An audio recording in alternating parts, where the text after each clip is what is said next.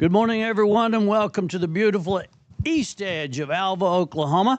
It is Rose and Ben, 168 years of fall down 7 times, get up 8. The thrill of victory, the agony of defeat. This is the show that gives you something for listening to the radio. At the end of this show, Rosie, with 91 years of knowledge, rock and roll behind her, is going to give you a thought for the day that you can absolutely live by, and it will make a better person out of you. So listen to the end, but be sure and listen on the end. And I want to give a shout out to the 2 guys that have called us this week thinking that they might want to date Rosie. We did not get the Dun & Bradstreet on either one of you guys, so you need to send those in. Cade and I will look at them and see. What did you say, Rosie? Tell him to hurry up. Oh, come on. Rose is here, and Rose has friends. Rose has a lot of friends.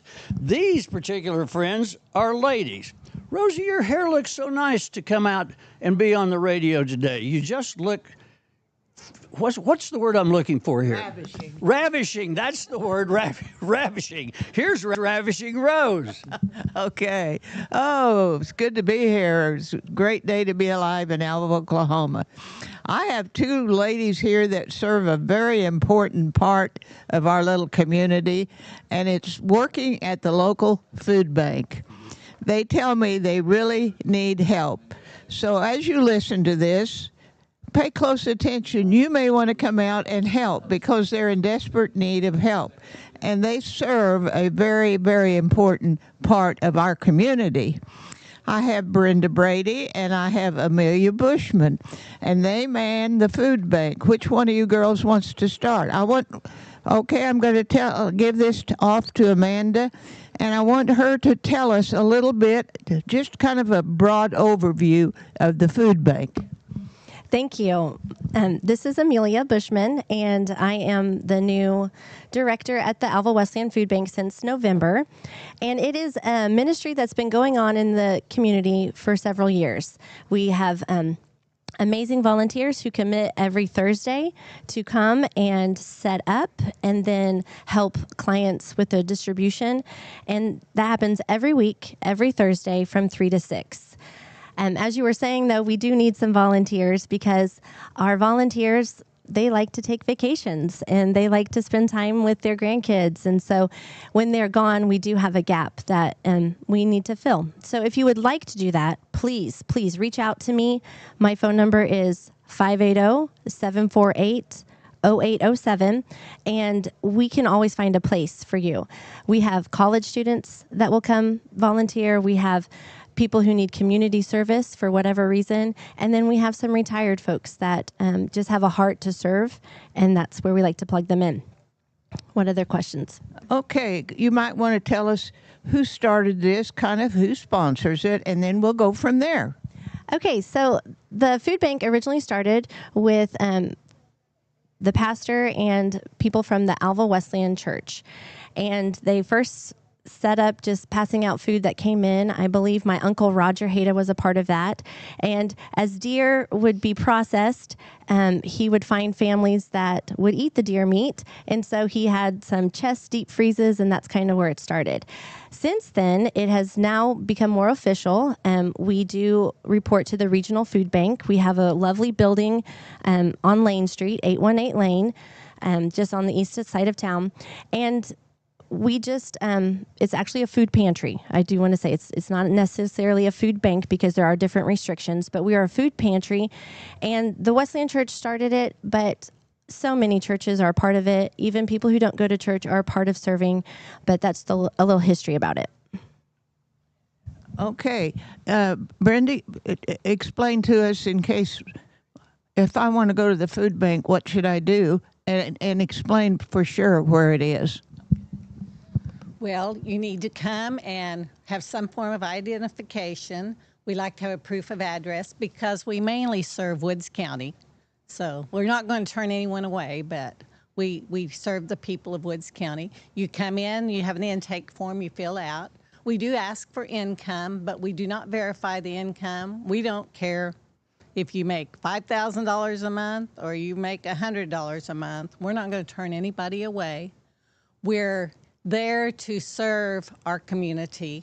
And lately, we've been looking at serving the poor employed. You know, that's a gap that gets left out. They don't qualify for food stamps or other benefits, but they work hard every week, but they might have 3 or 4 children at home, and the food money just does not stretch like it is. So we want to encourage everybody to come and, you know, utilize the food bank if they can, because we have plenty of food. Thank you so much for that information. It caused me to think that we'll play this as a little game. I can't give you absolute specifics, but being a single guy, I kind of have a route through either Walmart or the grocery store, and I go do the certain things that I'm a guy that has a ritual. So what used to be $60 is now $210 for pretty much the same thing. So your point about not qualifying, but sure enough needing some help, it is really, really valid and probably climbing. Exactly. It fluctuates, of course, as the economy fluctuates and job situations fluctuate. At times we have someone come in and they say, we haven't needed the food bank for a year, but my husband got laid off last week, or we've had lots of company and illness, so we really need food this month. And you know, we're so thrilled that we can help them, and we're so thrilled with the donations that we get and the business in town that help us out. Tell us what all I can get at the food bank. Well, the food bank, it looks like a shopping experience. You get to go through with your own bags, and a volunteer will shop with you, but you can pick the protein that you want. We have beef, we have chicken and pork and fish, so you can pick what we have available, what you'd like. Then we have shelves that have our canned goods and our dried beans and breakfast items, and it's all labeled and organized on the shelves. And the clients get to come and they get to pick out things that their family will use that they enjoy, and then we will help you to your car and we'll load them for you. But that change has been very, very beneficial for our clients, because in the past, volunteers would come box random items and you just came and you picked up a box. And so it's kind of like a mystery box, you know, or some people may have allergies, you know, to certain foods. And so this shopping experience provides people with the, you know, we can cut down on waste because they're choosing what they will use. And we really want to be mindful of that. We hate throwing away food because people didn't take it and it expired. And so I just love that it's a shopping experience now. We do have a household shelf as well that they can get to items of hygiene items or things for their home that they may be needing as well. And then every once in a while, we'll have something to just offer them. One time we were able to give them a bouquet of flowers, you know, hot chocolate or just whatever we have extra at the time. We just like to bless them with that fun little thing too. Okay. I was thinking a while ago when you spoke about needing help. I have a friend that says organizations that use volunteer help, it reminds him of college football. He says, 22 people in the middle of the field, working hard, sweating, desperately needing rest. 1,000 or so people gathered around, criticizing, desperately needing exercise. Any validity to that? Well, exactly. And in fact, our volunteer basis is basically aging out. I'm 70 and I'm one of the youngest ones that work there. We range from, well, Amelia's the youngest, but then we range from ages 65 to 82 that are our volunteers. And a lot of the stuff's fairly heavy that you deal with. And I can tell you at the end of the day, you've had a workout. with all those cases of food and stuff. So we need people who are physically able to lift things, but then there are things for people who aren't to do. We have to clean every egg that comes in if it's, had another egg next to it that got broken and stuff. And we repackage food. It's dusting and cleaning. There's all those things to do. So it's a variety of jobs. So we are aware here because, you gave the address of the food bank, but those of us in Northwest Oklahoma only work on, you go to the co-op, turn right, and the 3 cars are up in the guy's yard on blocks. You turn left there. That's how we get places. So where we are is our studio is right by the 4-way stop on the east edge of Alva, and your address is just 100 feet south on the east side of the north, rather, on the east side of the road. And so we watch out the window whether we want to or not on occasion, and there is. It looks like Mardi Gras parade. Yes, it can be pretty congested on a Thursday afternoon, and we do want to respect our neighbors at the motel. So we ask that our clients don't park in their parking lot while they're waiting. Mr. Paul Core has a great system of where he has numbers for your vehicle and he'll let you in to park. But we really ask that people respect the 2:30 timeline, because there's times where we're still unloading a truck and we're still setting it up, and then we have clients ready to park at 1 o'clock. And it's just an unnecessary burden, if you will, to have to manage the parking. But if you've seen it, it is pretty active. It's a happening place, and clients will come in and they'll park and they'll be ready for their shopping experience while we're on the inside trying to pack it all. Shelve all this, stock all the shelves is what I'm trying to say, and make sure it's ready for them. So it's really important that you come, but not before 2:30. And then if you come at the end, the shopping experience will take about 15, maybe 20 minutes. And it just depends on how many volunteers we have to shop. But if you come in at 5:58, it's going to be pretty tough to, fill your wagon. We don't want to turn you away then, because there are people who are working and they can't get there. But just try to come, in enough time to shop, 5:45 at the latest. But we'd love to have everybody come. I was telling the ladies before we started, we average about 120 a month, and that's families, that's not individuals, but 120 households a month will come through there for their grocery needs. And there's no way we can provide all of it. We just want to help the families. We want to subsidize the families. It's not providing everything they need for the month. But there's about 120 clients that come through on average. You're listening to Rose and Ben on the radio. It's the Radio Rodeo. We really don't have anything to do with rodeo except this morning. Later on, we're going to talk with the guys from Bull Battle 10. Right now, we're going to take a break. We'll be right back with Rose and Ben after this. It's Rose and Ben on KALV.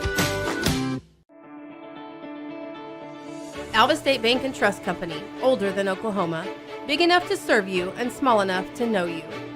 We love to give back to our customers. Did you know Alva State Bank offers a great rewards checking account program? That's right. You can earn cash back or high interest with our Kasasa accounts. We will even refund you up to $25 in ATM fees. How do I qualify? It's simple. Just swipe your debit card 12 times, sign up for online statements, and have one ACH credit or debit post to your account. Can I do it online? Yes. Just visit our website at www.alvastatebank.com to see if our Kasasa Rewards program is right for you. We make banking easy. Whether you're at home, the office, or in your car, our online or mobile banking options help you juggle busy schedules and financial needs. We plant roots where others have branches. Equal housing lender, member FDIC.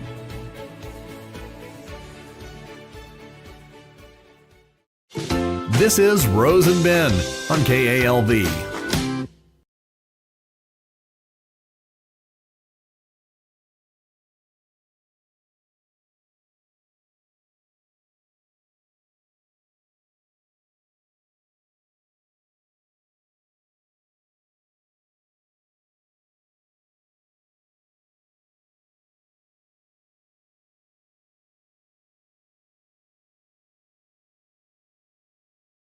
Okay, this is Rose of the Rose and Ben Show. Just now coming back on. My microphone was off, and I don't know how I did that.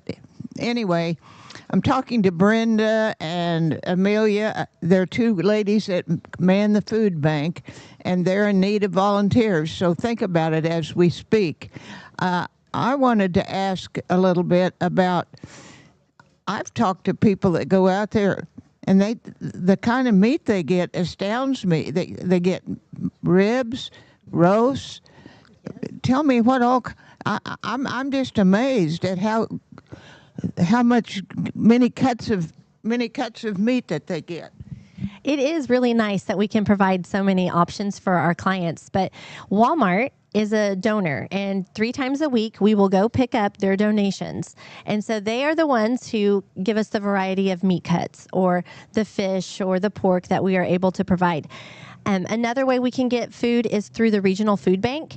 And earlier I said that we are a food pantry, not a food bank. And so a food pantry has a little different requirements of what we are obligated to do and provide and how we're run.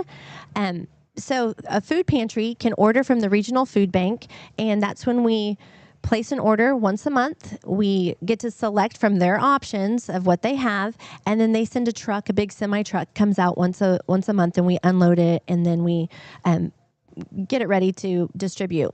So they have very little meat right now. Their options, they're like hot dogs. They're lunch meat. They may be some ground meat, like a taco mix or something like that. But the meat that we get really excited about at the food bank is when we get donations from Walmart. And then recently we've had ranchers who will donate a beef. They will just take one to the processing plant, designate it for Alva Wesleyan Food Bank, and then we are able to give fresh quality ground beef to our clients too. So I just priced a half beef, just on a doing a little research to see actually where that market had gone. A half beef will change from time to time, but as of a week ago, it was about $1,800. I mean, that is a significant contribution. It really is. And this is not the first time it's been done. Some of the ranchers want to remain anonymous because they're not here to promote their name.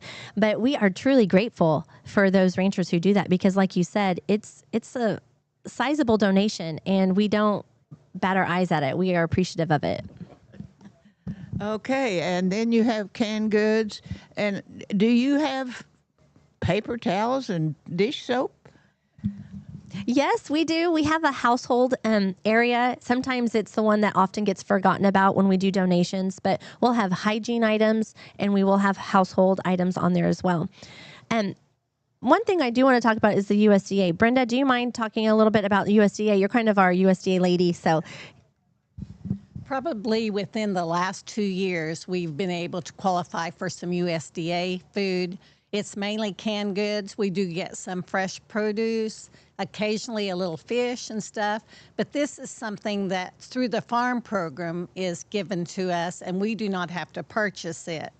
We do have some qualifying things for the clients that can get it. They have to come under a certain income threshold, but I would say 98% of our clients qualify for USDA, but that helps a lot because we get canned beans, dry beans, canned fruit, which is very expensive if we have to buy it, and things like that from USDA. So that has really had us have a lot more food in our pantry.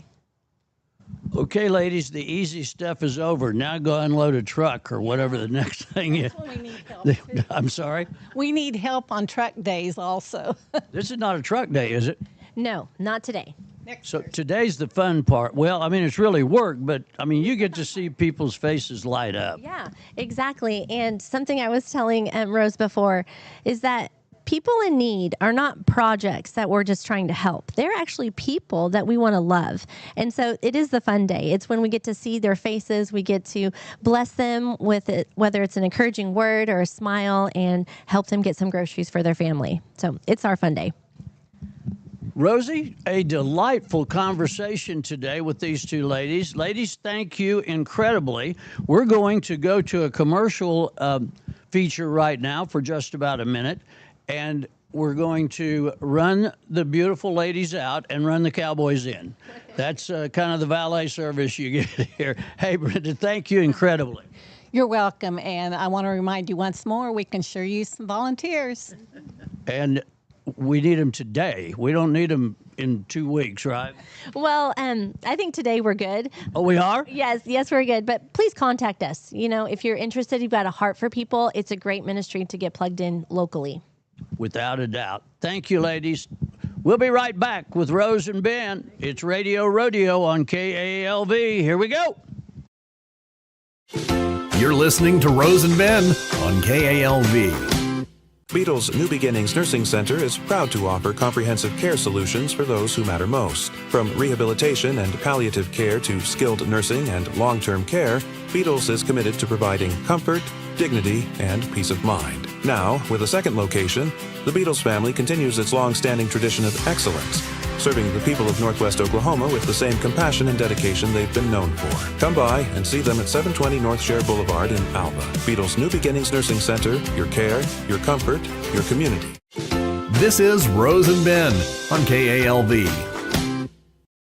Rose and Ben on the radio. It's the Radio Rodeo on a beautiful, beautiful March day. Can you believe it? I mean, yesterday, we're in the springtime, Cade, 3 or 4 days, and it's 95 in the Panhandle. It'll be what?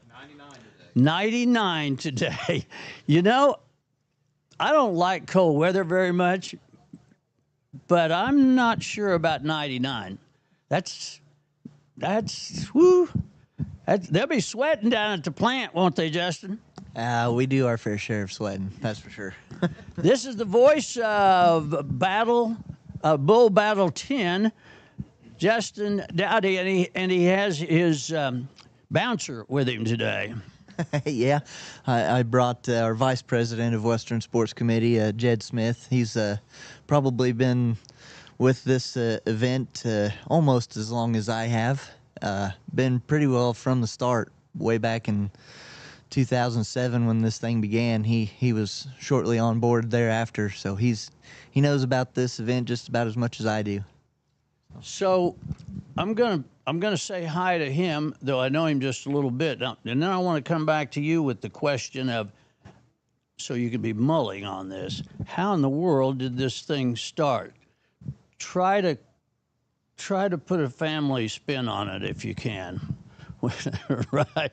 How you doing, buddy? I'm doing great. How about you, Ben? Nobody ever asked that. Let me see. Let me get back to you on that. I'm frankly not sure, man. I understand. I know your feeling.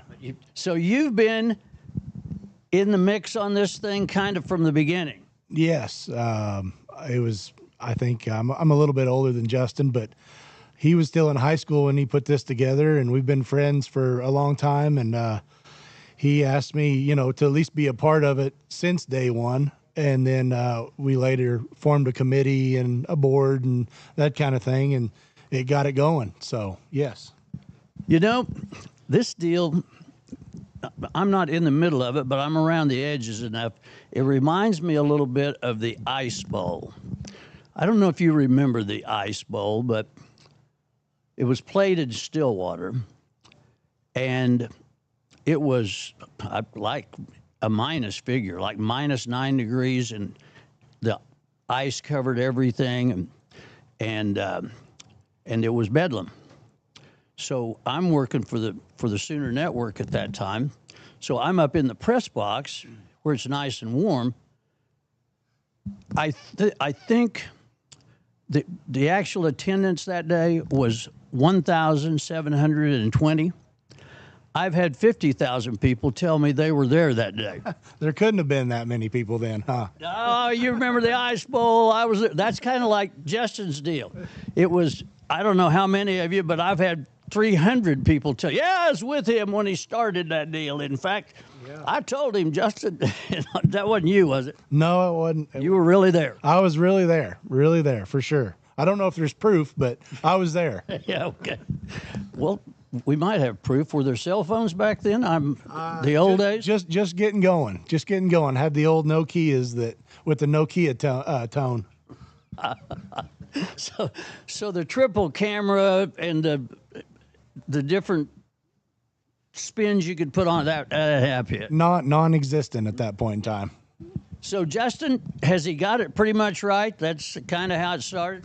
Yeah, that's pretty well how this thing got started. Of course, I was riding bulls at the time and pretty well had it in my mind and had it figured out that eventually one day me riding is going to come to an end. But I loved riding bulls enough that, I want to keep it in my life. I want to stay active and things with the sport. So decided that, hey, let's put on a bull riding. And it was just more or less backyard, just jackpot type of deal when we first got it going. Of course, had all the buddies from around helping out, getting stock contractors lined out and getting bull riders to come and judges, announcers. It was all kind of pieced together from a group of us, but essentially it was my idea to get the ball rolling.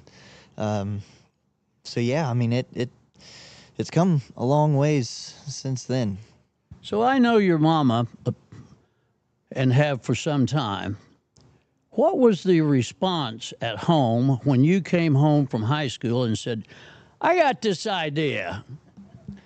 She's like, well, she's always told me if I put my heart and my mind into it and work hard to do the things I want to do, I should be able to achieve it. And she was behind me every step of the way. Just an awful lot of stuff is learned at the kitchen table in Northwest Oklahoma. No doubt about it.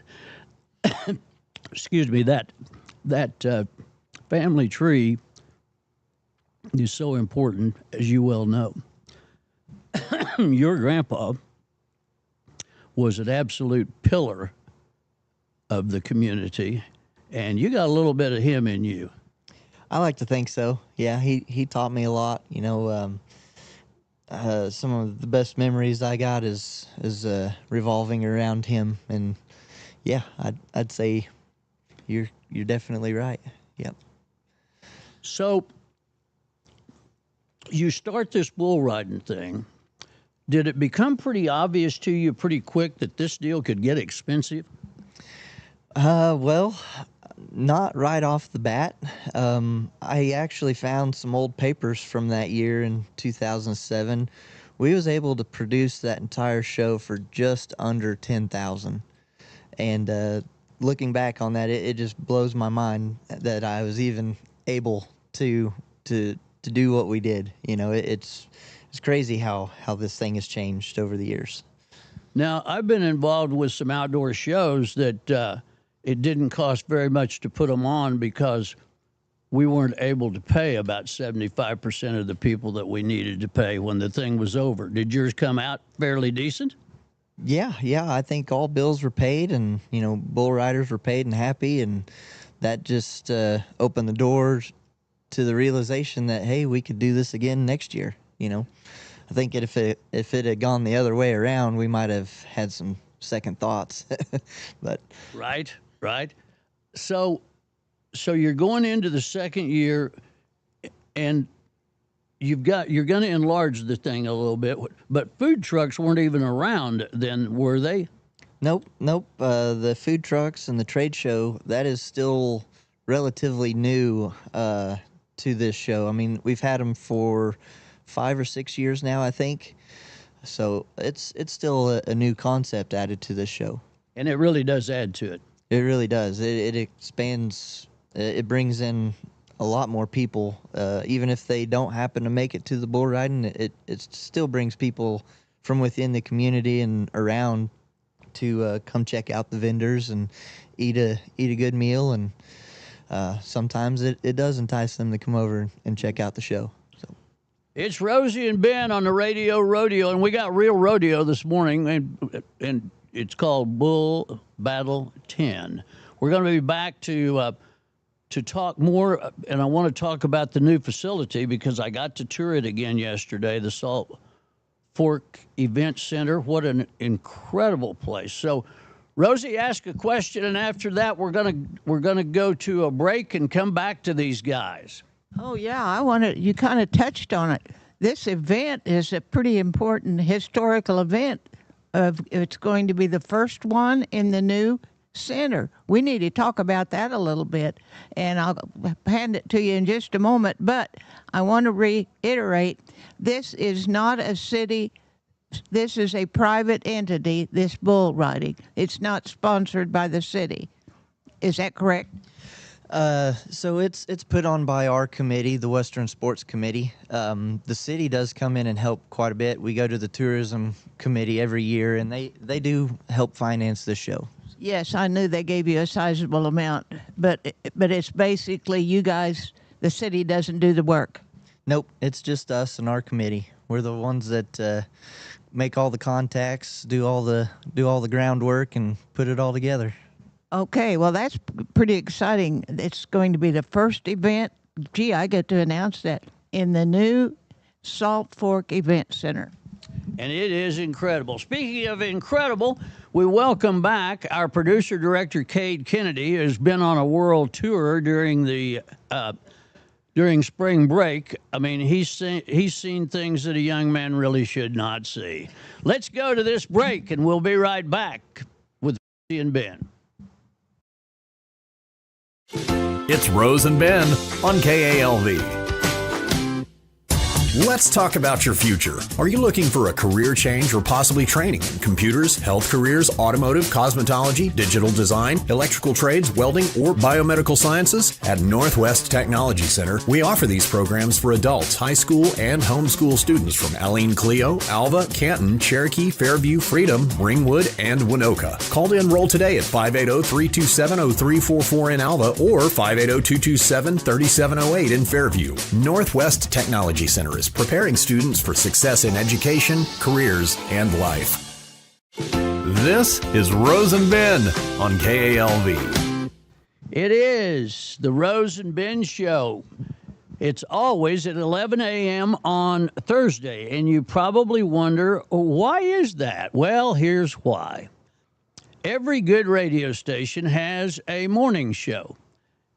That's most of, or a lot of my life. I've been either flying traffic or in the studio, and it starts early, like 6 a.m., and usually goes to about 9.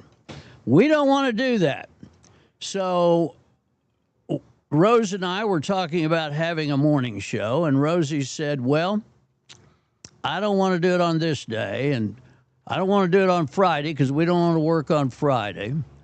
And then I said, I don't want to have to be up in the air. I mean, flying traffic in Alva and Winoka would probably be a pretty easy job, I think. But you're still there, right? You got to start when the sunshine starts. So we don't want to do that. So we finally arrived at a 1-hour morning show on Thursday at 11 o'clock. That way it doesn't interfere with anybody's schedule anytime. And it's going swimmingly well. We've been asked to increase it to for another hour, and Rose, we voted on it, and we declined. That's just too much work for one full week. Is the bull riding kind of laid back like Rosie and I's show? Well, I would say there may be some points and times where we get a little bit laid back, and that might be right after it ends, and we take a 2-month hiatus and forget about bull riding for a little bit, but then we usually start ramping up in August and start putting things together, making our contacts, and seeing who we can get to come for the next year's show, and as each month goes on, the busier it gets, and yeah, so it's not quite so relaxed, but no, not quite. There are similarities, however. I mean, you guys are probably at your best around 11 a.m. I would say we're fully awake by then at that point in time. So right.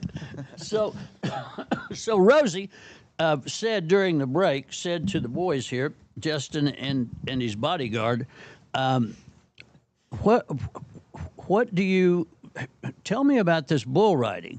And I told Justin she's never seen a bull riding, so you can tell her anything you want. So you ask the question, and let's see where Justin goes with it. Yeah. Do you just ride bulls? Do you get out there and flash the red cape and fight bulls? Tell me what all I'll see. Do you have categories? Do little kids ride? Give me a rundown of what I'll see if I come out. All right. Well, essentially, this is just a bull riding. So we have anywhere from 30 to 40 of the what I say the big guys. You know, your open bull riders. They compete both days. But then we also have our youth event, which will be 11 o'clock Saturday morning, and that will range from 3 years old all the way up to 17. Yep. Tell her about the start, the age start. Yeah, so they start at 3 years old getting on little walk trot bulls. They're probably, I don't know, 2.5 feet tall, and they just walk.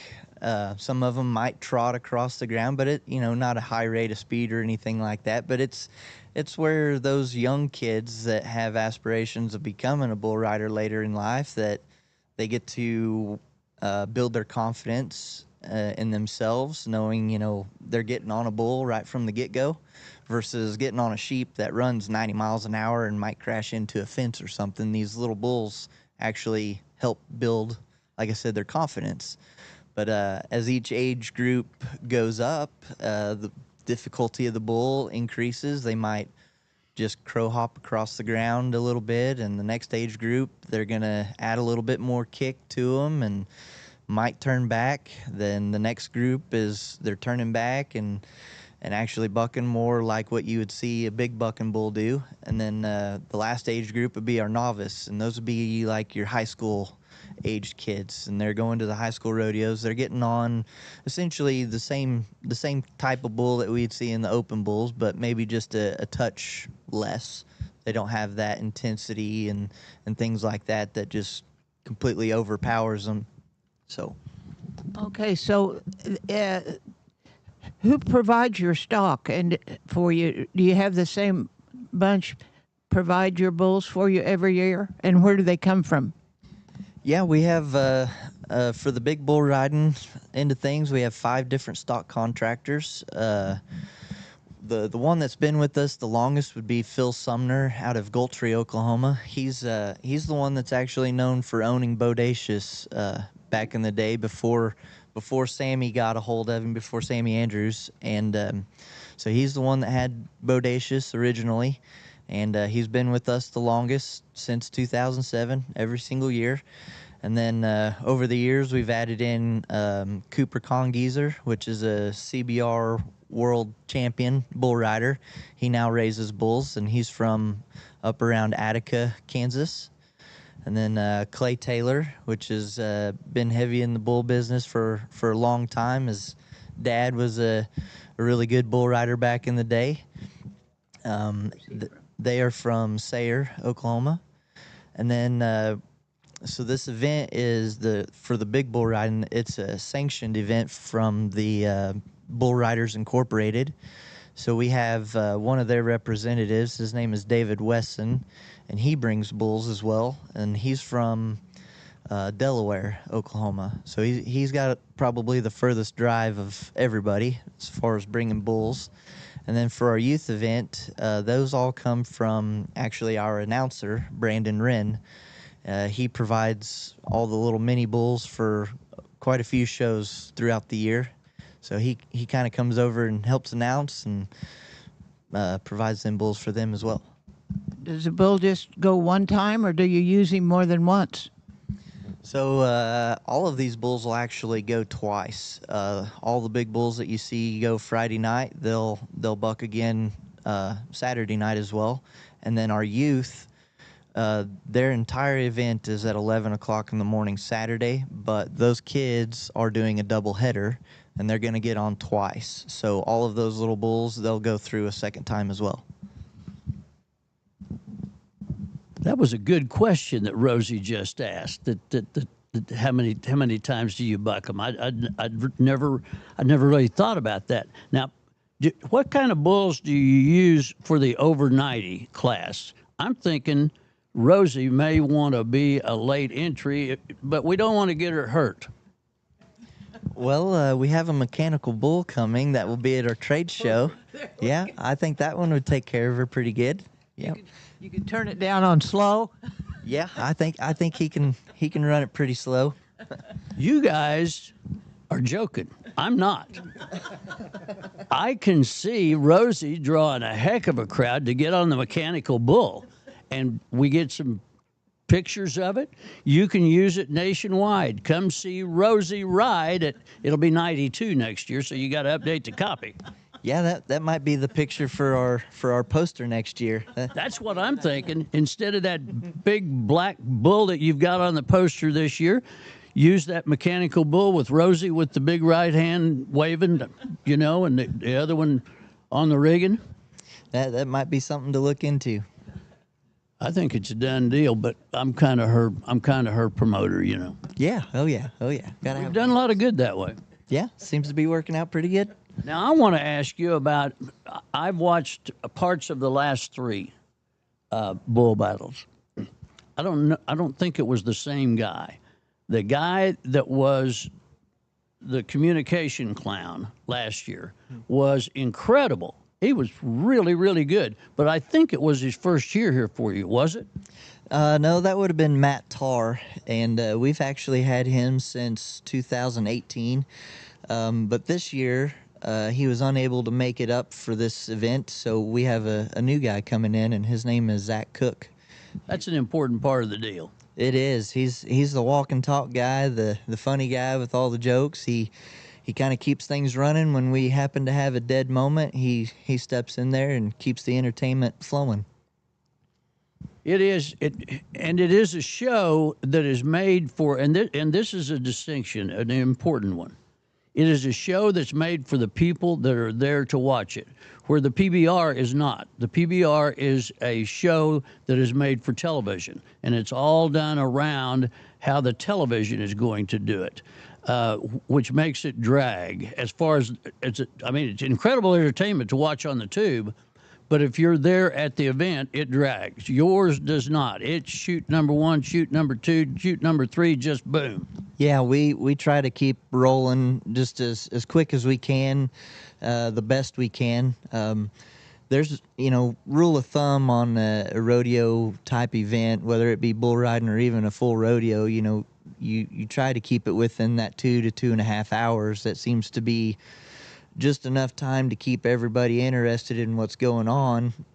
Anything much more than that, you start, you could risk losing that interest in people. So there's been times where we're done in 1 hour and 45 minutes, and that's really cooking and moving along. So that show does move along. Yes, Rosie. What a nightmare that must be. 5 guys pulling in there with their bulls. How many guys does it take to keep them separated? That you've got to have a lot of help. Do you have to help do that? Sometimes, but they usually handle it themselves. The stock contractors put them in the pens. Oh, the contractors stay with their bulls. Oh, good, because that would be a nightmare. I can imagine what that would be like. Yeah, it's a lot of work going into it to keep those critters from tearing the place up and making sure they're going where they need to go. So most of the time, those stock contractors, they'll help by loading the bulls and everything that's needed. And this year we have an extra guy coming just as a pen director, so he can kind of be the one in charge of, these bulls need to go now, and then this next set, and then this next set. And they usually come up with a pretty good little system that keeps everything rotating around like it needs to. And bulls are a lot like rattlesnakes, Rosie, and a lot like women, if you will. I mean, there are some really nice ones, and there's some really, really mean ones. You just got to know which one, right? Yeah, you can tell a lot by just looking at one sometimes. So we're talking about bulls now, right? Oh, yeah. Oh, sure. Yeah. Okay, I got you. Rattlesnakes, we had a guy, and the Winoka Rattlesnake Hunt is coming up, by the way, and we'll have the snake hunters on with us. Snake hunters are kind of like bull riders. There are no old ones. You know, it's too dangerous. But this guy, if you get bit during the hunt, you get to join the White Fang Club, and you get a certificate. The certificate may cost you. A vial of anti-bite serum is now over $10,000. The last guy that got bit was doing a snake show with me, and got bit, and he had to have 10 vials, which I can even do the math on that, and I'm not much of a math guy. So, but his theory was that rattlesnakes are like bulls or women. There's different personalities, and if you find a very gentle one, you can control the conversation and so on. So he had this rattlesnake coiled in the palm of his hand, and was talking to it, and apparently said something the snake did not like. And the snake hit him right beside his jugular vein, which, I mean, another eighth of an inch, and there we are. Bulls are a little like that. Like out at Sayre, we used to have a shop in Elk City and did a lot of work around Sayre. Those two ranches out there that raise bulls, a lot of them are like pets until they get ready to go to work. Oh yeah, they know their job. They love their job. You know, the buck and bull. The big thing about it is nobody, you know, they're always asking, or people are always asking, you know, what kind of breed is a buck and bull? You know, how, you know, what is it and everything. Well, over the years, I'd say, especially within the last 20, maybe even longer than that, the buck and bull's become its own breed. It's an animal that is built for performance, and they love what they do. It's just like being a basketball player or a football player. You know, they love what they do. We've even had bulls in the past out at the ranch that they'd get upset if we didn't put them on the trailer. You know, they'd get excited when they see you back up to the trailer. They think they're fixing to go to town, and they'd be upset if you didn't take them with you. So. Yeah, I've seen a couple of pieces of tape. This was before we did reels and TikToks and stuff. A couple of pieces of tape where Benny Butler and his son backed it up, threw the door open, the bulls loaded themselves. Yeah, yep, I've done that actually a couple of times. It's kind of neat when you have one that is like that and enjoys what he does. So it's pretty fun when you can go out in the pen and scratch all over one, and then to see him, you know, put his game face on when it's go time and be a totally different creature, you know, and it's pretty cool. It's show business. It is. Let's talk about the facilities a little bit. Are you real familiar with them now? You know, if you got to have 5 places for 5 different erratic bulls, is that all available out there? Yep, they have all the pins and everything installed out there just here recently, and we were able to go out there and take a look at it yesterday, and should be plenty for what we need for this event. We'll be able to separate everybody like need to and keep all the contractors separate, and it's really neat out there. I think it's going to go very well, and it's certainly going to help this event roll. If you're a pickup man, is that a prize job, or do you have to scrounge around and try to beg people?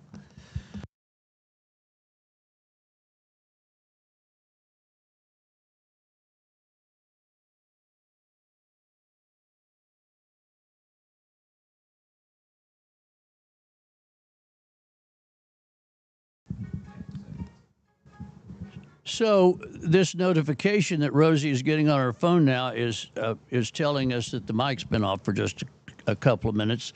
So I'm not sure how close to the niche we are, but that is an important question that she's asked. I mean, it is a specialty job, the pickup man. Yeah, it takes somebody that really knows how to read cattle, but you know, a buck and bull, to know where he's going, what he's headed, where he's headed, what he's planning on doing, and it takes a guy to have a special kind of horse. You know, you certainly need one big enough that's going to bully those bulls around and get them out of the arena. So it takes a special duo of horse and rider to fill those jobs. Yep. And the guy's got to be a bit of a hoss himself. Oh, sometimes. I mean,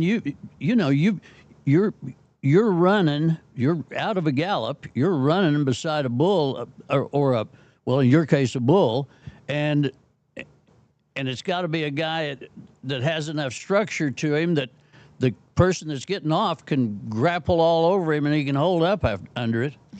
Yeah, well, they don't typically jump off the bulls onto the horse for bull riding. No kidding. You see that a lot in the bareback riding and saddle broncs and stuff like that. But yeah, it certainly takes some special horses. They've got to love their job also and to do what they do. Yep. You know, when the guy Tyler that you brought out with you the last time we did the show here, he was so interesting that I got on the internet and studied him a little bit. He is a really, really interesting guy.